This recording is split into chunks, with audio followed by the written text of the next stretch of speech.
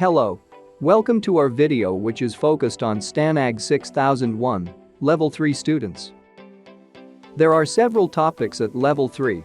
For example, education, environment, economy, weapon systems and equipment. We will introduce one of the topics in this video. The video has 3 parts: questions, answers and helpful vocabulary.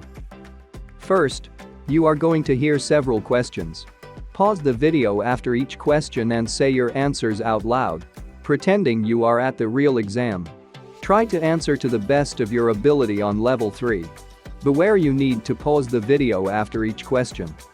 The questions are all shown on screen at the end of this part, in case you needed help understanding them. In the second part of the video, you are going to hear the questions again, followed by possible answers. Don't learn them by heart. Use them only as an inspiration. First, don't look at the screen and only listen to the answers. Then listen to the answers again while simultaneously reading the answers. In the last part of the video, there is useful vocabulary shown on the screen. Don't just look at it passively. Practice incorporating these words into your own sentences. Without this step, you will not be able to use this vocabulary actively. Ready? Let's roll.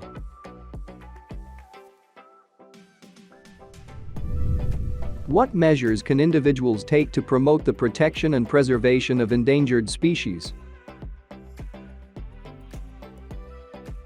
In your opinion, should hunting be allowed for sport?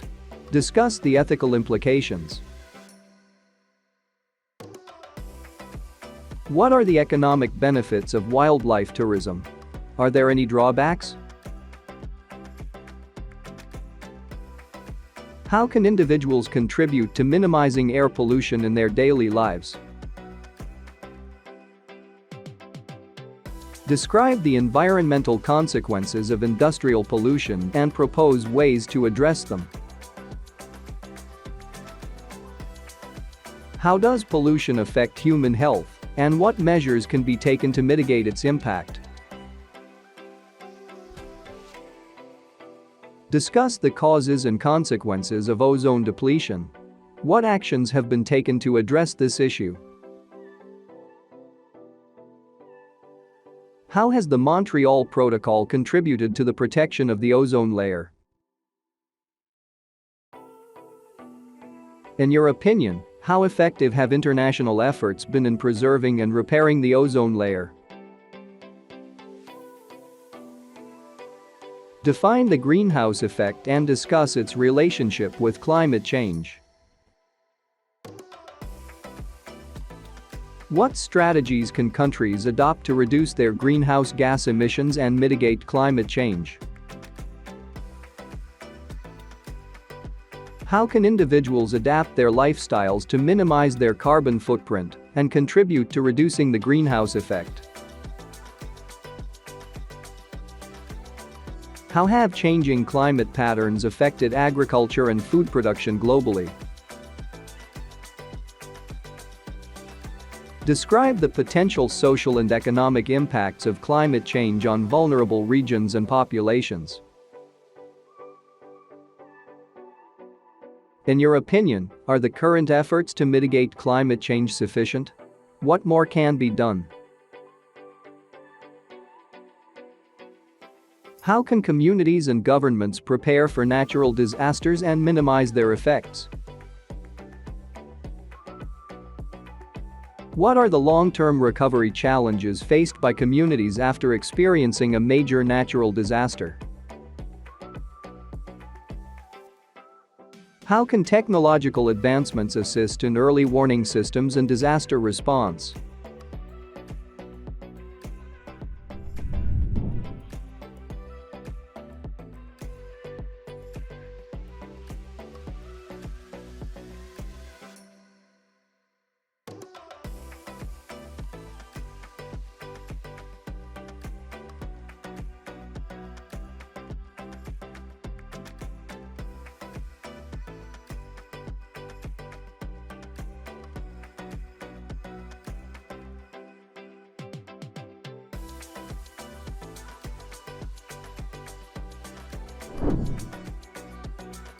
What measures can individuals take to promote the protection and preservation of endangered species?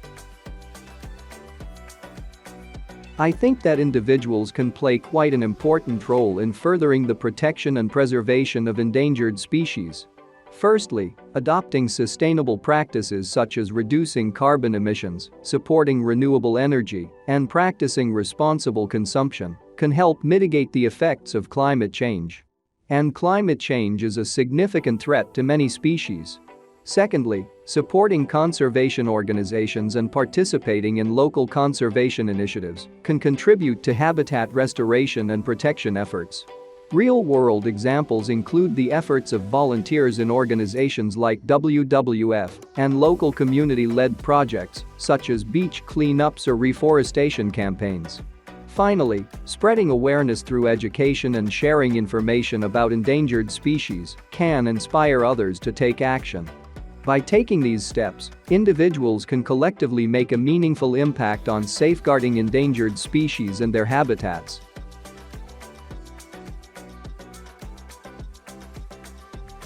In your opinion, should hunting be allowed for sport? Discuss the ethical implications. One might argue that hunting is natural for humans, since it was a necessity for staying alive. However, we do not really need to do hunting anymore. There are regions in which people continue hunting to stay alive, as they need meat for nutrition, leather and fur to keep them warm. In the Western world, men pay for permits. In certain societies, hunting has been considered a social event at which business is discussed. Hunting for pleasure seems to be entertainment for rich people. They do not get any profit from it except for pleasure and the feeling that man is the most powerful creature on earth. So, should hunting be allowed for sport? I believe that killing animals with no other purpose than pleasure and the feeling of dominance is despicable, therefore it shouldn't be allowed.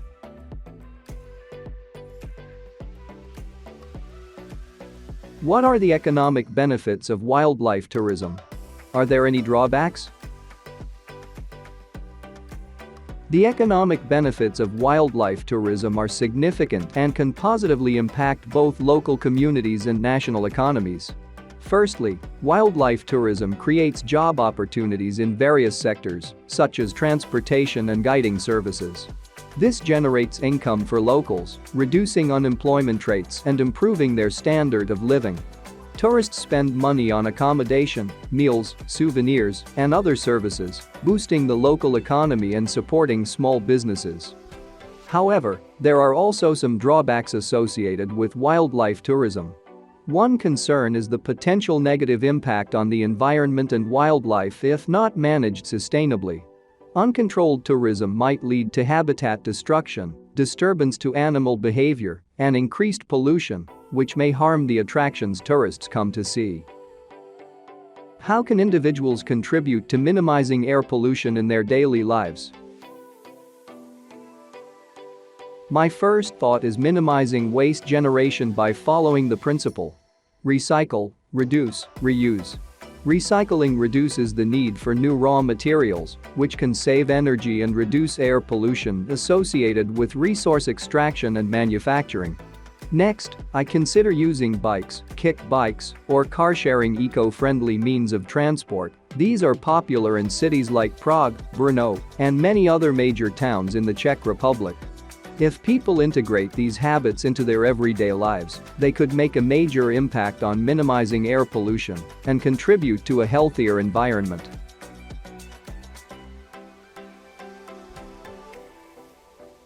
Describe the environmental consequences of industrial pollution and propose ways to address them.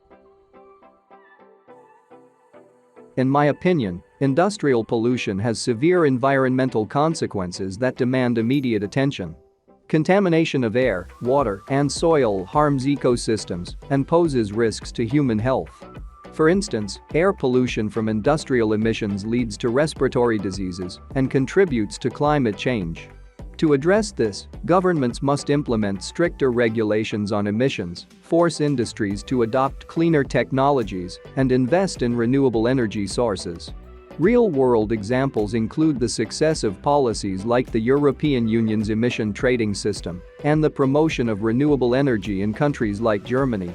Additionally, promoting sustainable practices, such as waste reduction and recycling, can mitigate the harmful impact of industrial pollution and ensure a more ecologically balanced future.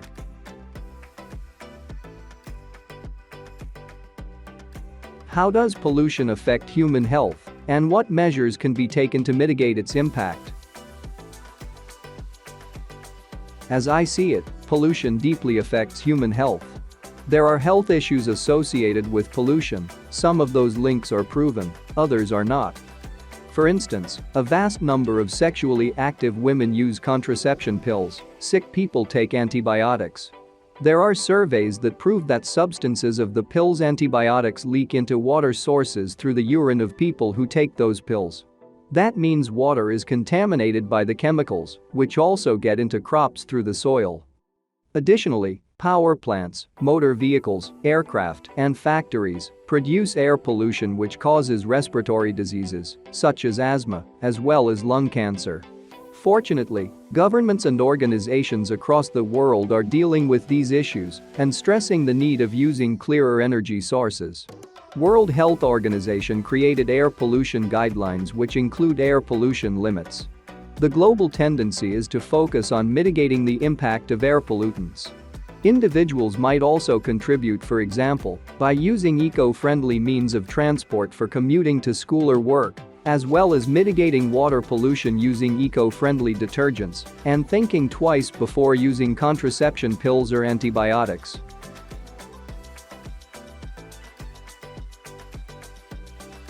Discuss the causes and consequences of ozone depletion. What actions have been taken to address this issue? Ozone depletion is primarily caused by human-made chemicals. Some of those were extensively used in refrigeration and air conditioning. When released into the atmosphere, these chemicals destroy ozone, leading to a thinning of the ozone layer. The depletion of the ozone layer has severe consequences for both the environment and human health. The ozone layer plays a crucial role in filtering out ultraviolet radiation. The thinner the ozone layer, the more dangerous the sun rays, which leads to more cases of skin cancer. It also impacts ecosystems, disrupting marine food chains and affecting various plant and animal species. There have been a number of actions taken to fight this issue, such as the Montreal Protocol, public awareness campaigns, technological innovations, global cooperation, and last but not least, research and monitoring.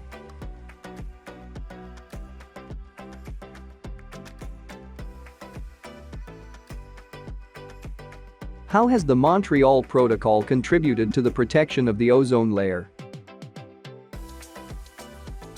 The implementation of the Montreal Protocol in 1987, which aimed to phase out ozone-depleting substances, has led to significant progress. It is a result of global cooperation. Scientific collaboration and international commitment under the protocol have resulted in the reduction of harmful substances, allowing the ozone layer to slowly heal. This achievement has led to innovation, inspiring industries to develop eco-friendly alternatives. As a model of successful environmental governance, the Montreal Protocol not only shields our planet from the dangers of ozone depletion, but it also sets a precedent for future international agreements aimed at preserving Earth's delicate balance.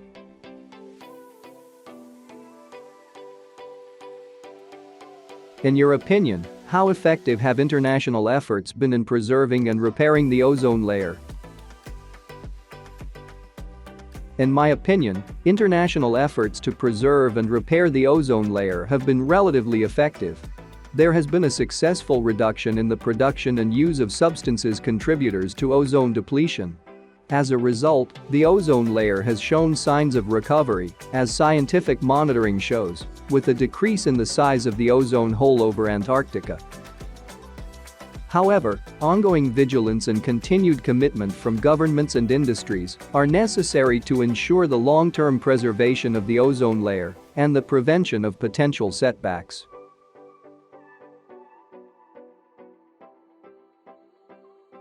Define the greenhouse effect and discuss its relationship with climate change.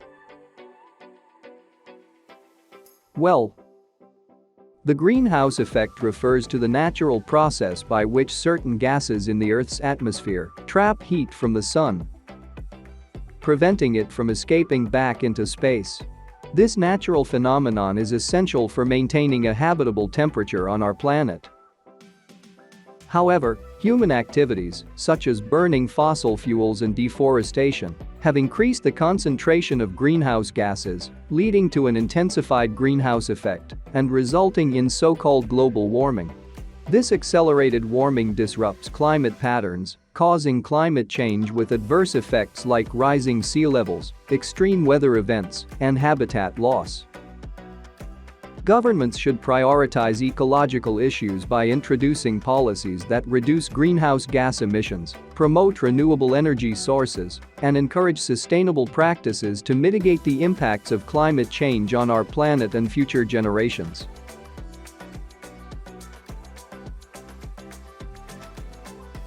What strategies can countries adopt to reduce their greenhouse gas emissions and mitigate climate change? I believe that countries can adopt a range of strategies to reduce their greenhouse gas emissions. Those would be transitioning to renewable energy, reforestation, promoting sustainable transportation, waste management, climate-friendly agriculture, education and awareness, international cooperation, and so on. By transitioning away from fossil fuels, we not only cut down on emissions, but also pave the way for a sustainable energy future. Forests, often referred to as the lungs of our planet, play a crucial role. Reforestation efforts will help us absorb excess carbon dioxide from the atmosphere. Education and awareness campaigns can inspire individual actions that collectively drive change. The battle against climate change is a challenge that demands our attention and collective action. The time for action is now, and together, we can make a difference.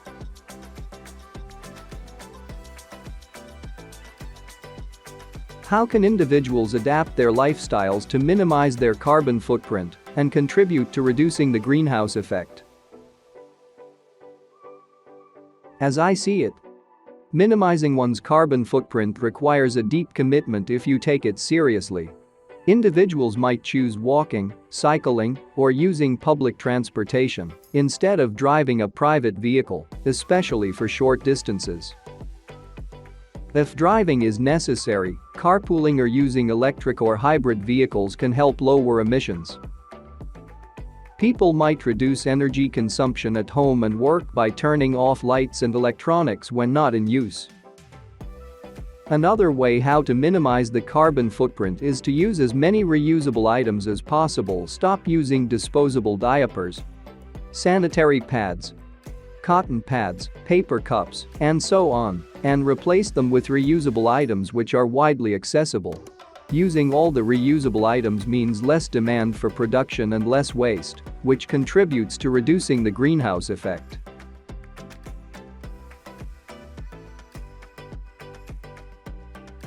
How have changing climate patterns affected agriculture and food production globally?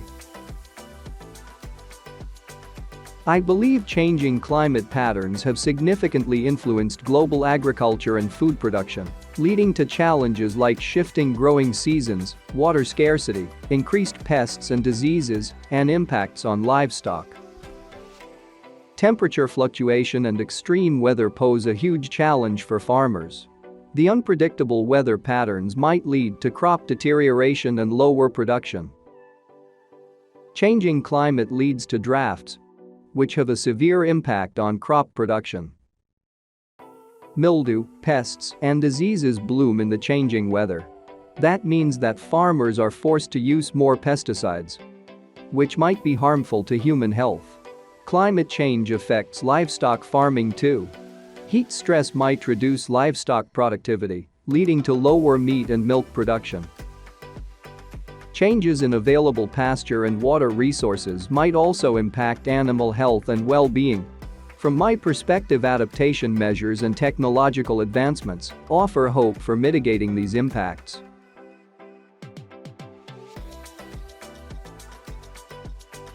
Describe the potential social and economic impacts of climate change on vulnerable regions and populations. Socially, vulnerable communities, such as those in low-income areas or marginalized groups, bear the difficulties of climate change. Disruptions to weather patterns might lead to crop failures and thus malnutrition. This might trigger conflicts over resources and force migration, straining social cohesion. Health risks amplify as well. Rising temperatures can exacerbate the spread of diseases like malaria and dengue fever.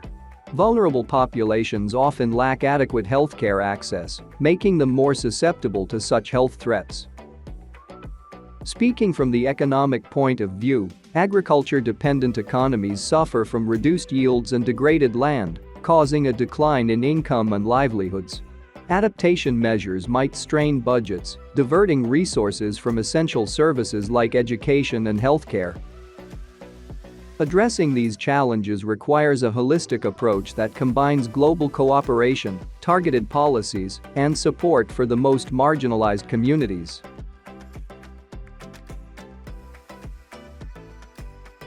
In your opinion, are the current efforts to mitigate climate change sufficient? What more can be done? In my opinion, the current efforts to mitigate climate change are insufficient. While some progress has been made, it falls short of the urgency required to address this global crisis. For example, the Paris Agreement sets targets for greenhouse gas reduction, but many countries have failed to meet their commitments. Governments should prioritize ecological issues by implementing stronger regulations on emissions, investing in renewable energy infrastructure, and promoting sustainable practices. Additionally, international cooperation and financial support for developing countries' climate adaptation efforts are essential. I think that decisive action is needed to curb greenhouse gas emissions and transition to a sustainable future for the well-being of our planet and future generations.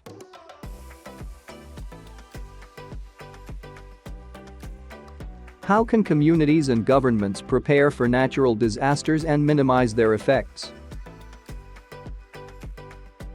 Well, communities and governments can better prepare for natural disasters and minimize their effects through some proactive measures.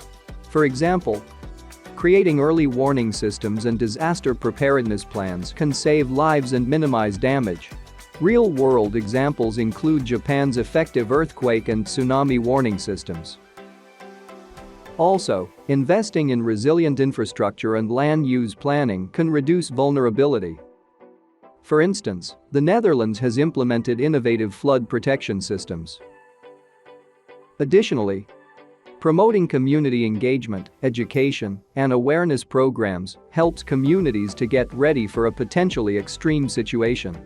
Governments must save sufficient resources for disaster management and prioritize ecological issues to address climate change, which contributes to the frequency and intensity of natural disasters. This comprehensive approach can strengthen resilience and protect communities from the devastating impacts of natural disasters.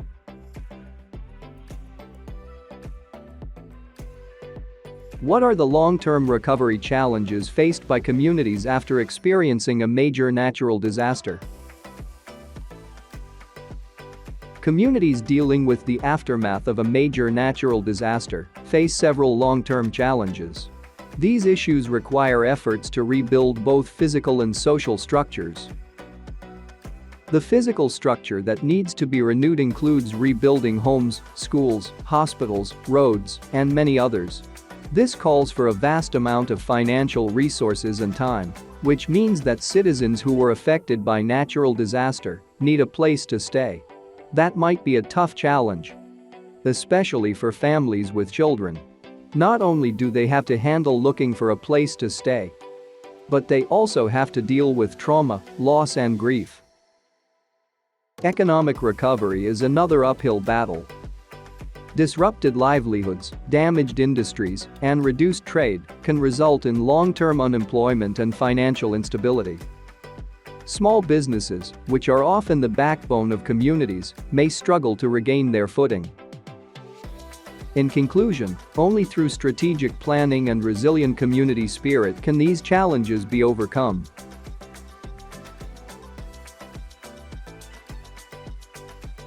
How can technological advancements assist in early warning systems and disaster response?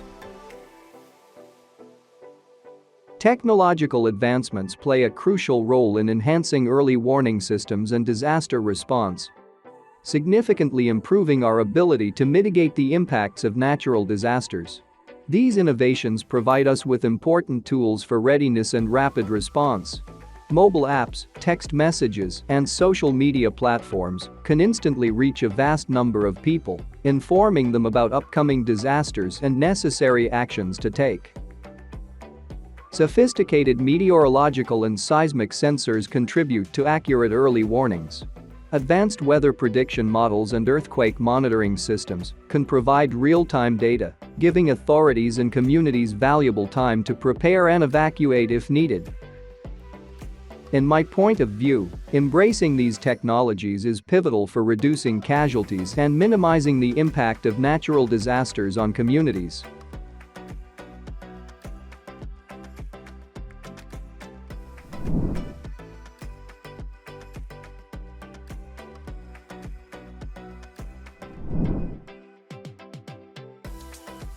This is the end of the video. Thank you for watching. We hope that you find it useful in your preparation for the exam. Feel free to watch our other videos which you can now see on this screen.